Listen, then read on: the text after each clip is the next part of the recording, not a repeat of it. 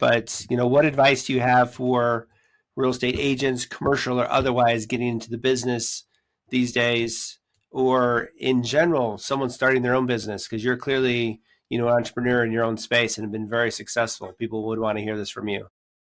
That's a great question, David. Um, one, always be ready to evolve. Always be ready to change. Don't get too set in your ways, right?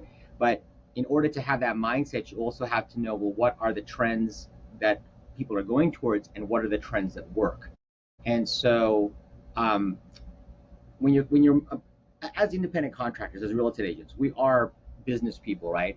We're not working for somebody, and in order to be in our field, you have to be able to be willing to get up every morning and make the call without having to have somebody, prompt you. And Wake so you when up. you're using that mindset, even in today's age, right? Um, what I always tell all my agents that are coming on board when I'm training them is, here's the different types of tools you now have access to. Your mobile phones have so much more computational capacity than like what they used to get to the moon back in the day. So you could use that. And so, like, for example, a lot of times people will differentiate business contacts from personal contacts. Whereas I always advise them, don't do that. Open it all up into one bucket, because when you have and always make sure you synchronize your mobile phone to your CRM, right? And so Yes. that's one of the first things I'll do. And the reason why I'll do that is because in today's day and age, you get so many calls, so many emails, but it's what people don't realize is a perfect database to data mine, right? So as these different calls are coming in and you're figuring out which ones are your clients and you're calling them back, and then you're turning them from a suspect to a prospect, and then once you've actually done a transaction, you've now built this relationship, which ironically a lot of it will originate over Zoom these days.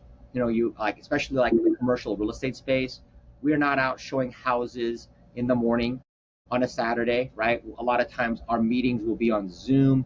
We'll make offers on a property like a multifamily subject to inspection, and then we'll meet in person for the first time as we're doing inspections at a building.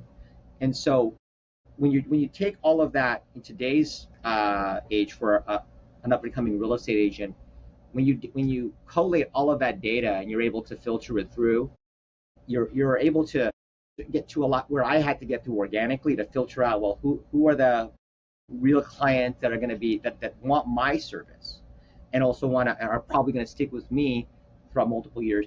What took several years now, an agent, if they do it correctly, because you got all these inputs from your mobile phone, from your PC, from your iPad, from different social media, and you're collating it into a central like client relationship management tool, or CRM. You could use that to really prospect and then get to know who your clients are. So whether all you're doing is just trying to sell them a piece of real estate or build that relationship, you've got a lot of tools for a lot cheaper than what it used to cost. So that would be my first advice: is take advantage of those tools. And then the other part that I'm seeing a lot of today is people lose a lot of that one-on-one skill, that face-to-face, belly-to-belly skill, because everybody's so text-driven. You've got to really be able to do both, so that you can, when you meet a person, you're not socially inept.